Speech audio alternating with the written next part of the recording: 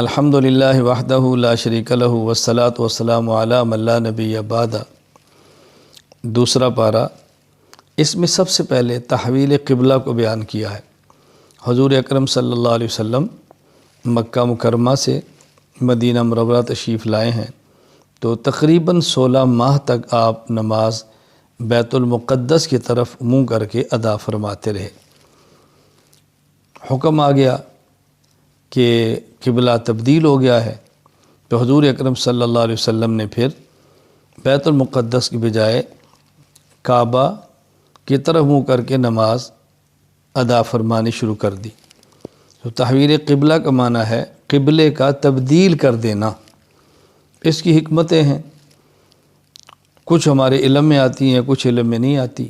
اللہ تعالیٰ کچھ بیان فرما دیتے ہیں، کچھ نہیں بیان فرماتے، تو ہم تو حکمتوں کے پابند نہیں ہیں۔ جو بیان فرما دیا اس کے پابند ہیں، باقی حکمت سمجھ آئے نہ آئے ہم نے اس پہ عمل کرنا ہے۔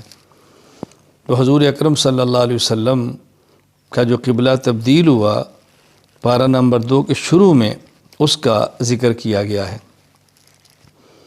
پھر اس پارے میں بہت سارے احکام اللہ تعالیٰ نے تفصیل کے ساتھ بیان فرمائے ہیں۔ مثلا ایک تو قصاص کا مسئلہ بیان کیا ہے، اور اگر قصاص کے مسئلے پر عمل درآمد ہو، آپ یقین فرمائیں قتل ناحق کے دروازے بند ہو جائیں۔ نمبر 2، وصیت کا مسئلہ بیان کیا ہے۔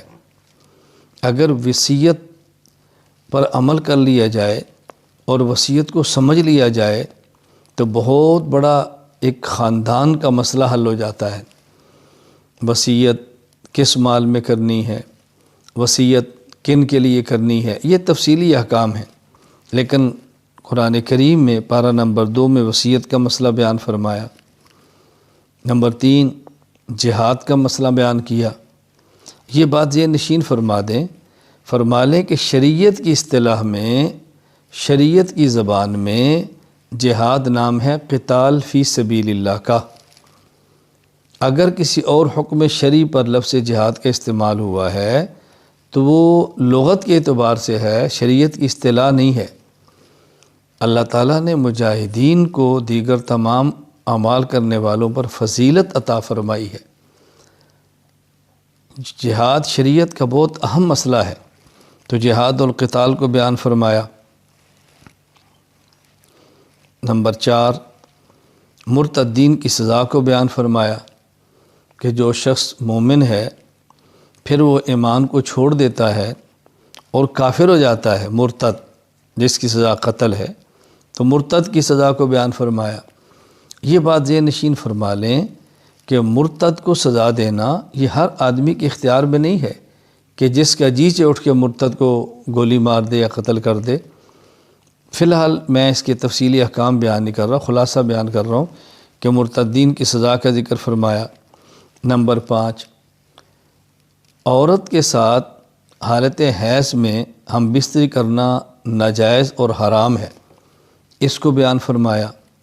یہاں یہ بات ذہن نشین فرما لیں کہ عورت کو ہر ماہ جو ماہواری کا خون آتا ہے اس کو حیض کا خون کہتے ہیں، اور بچے کی ولادت کے بعد جو خون آتا ہے اس کو نفاس کا خون کہتے ہیں۔ قرآن کریم میں حالت حیض میں بیوی کے ساتھ ہم بستر ہونے کو منع فرمایا، اور قرآن کریم میں حالت نفاس میں عورت کے ساتھ ہم بستر ہونے کو منع فرمانا اس کا ذکر نہیں ہے، لیکن وہ بھی اسی طرح حرام اور ناجائز ہے۔ اس کا ذکر احادیث میں الگ، اور اس کا ذکر قرآن کریم میں اس حکم پر قیاس کریں تو سمجھ آ جاتا ہے۔ اس لیے کہ قرآن کریم نے حالت حیض میں عورت کے ساتھ ہم بستری کرنے کو منع فرمایا، اور بنیادی وجہ بیان فرمائی ہوا اذن، یہ گندگی کے دن ہیں، نجاست کے دن ہیں، تو اس سے بچنا چاہیے۔ تو یہی اذن یعنی غلاظت اور نجاست جس طرح حالت حیض میں ہے اسی طرح حالت نفاس کے اندر بھی ہے، تو وہاں بھی بچنا ضروری ہے۔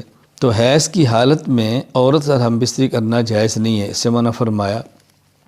میں یہ درمیان میں ایک مسئلہ عرض کر رہا ہوں، اس کو بھی ذہن نشین فرما لیں کہ عورت نکاح کے بعد خامد کے لیے حلال ہے، لیکن جس طرح حیض اور نفاس کی حالت میں حامد اپنی بیوی سے ہم بستری نہیں کر سکتا، اسی طرح خامد اپنی بیوی سے پچھلی جانب سے صحبت کرنا چاہے تو نہیں کر سکتا، یہ حرام اور ناجائز ہے، اس سے بچنا ضروری ہے۔ نمبر 6، طلاق کا مسئلہ بیان فرمایا، طلاق کے مسئلے کی تفصیلات بیان فرمائی ہیں۔ طلاق کے بارے میں ذہن نشین فرما لیں کہ 1 طلاق دیں تو 1، 2 طلاق دیں تو 2، 3 طلاق دیں تو 3، 3 طلاق دیں تو 3 ہی ہوتی ہیں، 3 طلاق دینے سے 1 نہیں ہوتی۔ نمبر 7، عدت کا مسئلہ بیان فرمایا کہ جس عورت کو طلاق ہو جائے اس کی عدت کیا ہے، شوہر فوت ہو جائے تو عدت کیا ہے۔ عدت عورت کے لیے ایک ہی نہیں ہے، مختلف خواتین کے لیے مختلف عدتیں ہیں۔ اگر بچی ہے، بالغ نہیں ہوئی، تب بھی اس کو حیض آنا شروع نہیں ہوا، نکاح ہوا تو طلاق ہو گئی۔ بوڑھی عورت ہے جس کو حیض کا خون آتا ہی نہیں، طلاق ہو گئی۔ ایک عورت کا شوہر فوت ہو گیا اور وہ عورت، اس کی عدت کیا ہے۔ ایک عورت کو طلاق دے دی اور وہ امید کے ساتھ نہیں تو اس کی عدت کیا ہے، امید کے ساتھ ہے تو اس کی عدت کیا ہے۔ اس لیے کبھی مسئلہ پیش آ جائے تو علماء کرام سے پوچھ لیں کہ اس حالت میں عدت کیا ہوتی ہے۔ نمبر 8، پھر رضاعت کا مسئلہ بیان فرمایا، دودھ پینے کا مسئلہ کہ جو کسی عورت کا دودھ پی لے رضاعی بیٹا بن جاتا ہے، وہ رضاعی ماں بن جاتی ہے۔ لڑکی پی لے رضاعی بیٹی بن جاتی ہے، تو جس نے دودھ پلایا اس کا شوہر اس کا رضاعی باپ بن جاتا ہے۔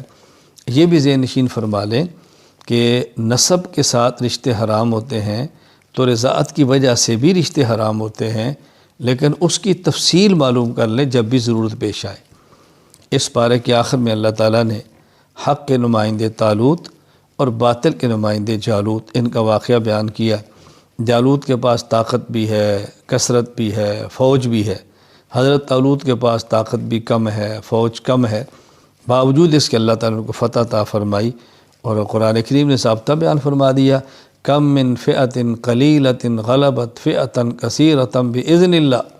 کتنی جماعتیں ہیں طاقت میں چھوٹی ہوتی ہیں، گنتی میں کم ہوتی ہیں، لیکن اللہ کی مدد ان کے ساتھ ہو تو اللہ ان کو غالب فرما دیتے ہیں۔ ہمیں اس سے بات سمجھ آنی چاہیے کہ مسلمان جب بھی غالب ہوتا ہے مادیت کی بنیاد پہ نہیں، اللہ تعالیٰ پر ایمان، توکل، بھروسہ، نیک اعمال کی بنیاد پہ غالب ہوتا ہے۔ اللہ تعالیٰ ہمیں اپنی ذات کا توکل نصیب فرمائے، بھروسہ نصیب فرمائے، اعمال صالحہ کی توفیق عطا فرمائے۔ وآخر دعوانا ان الحمد للہ رب العالمین۔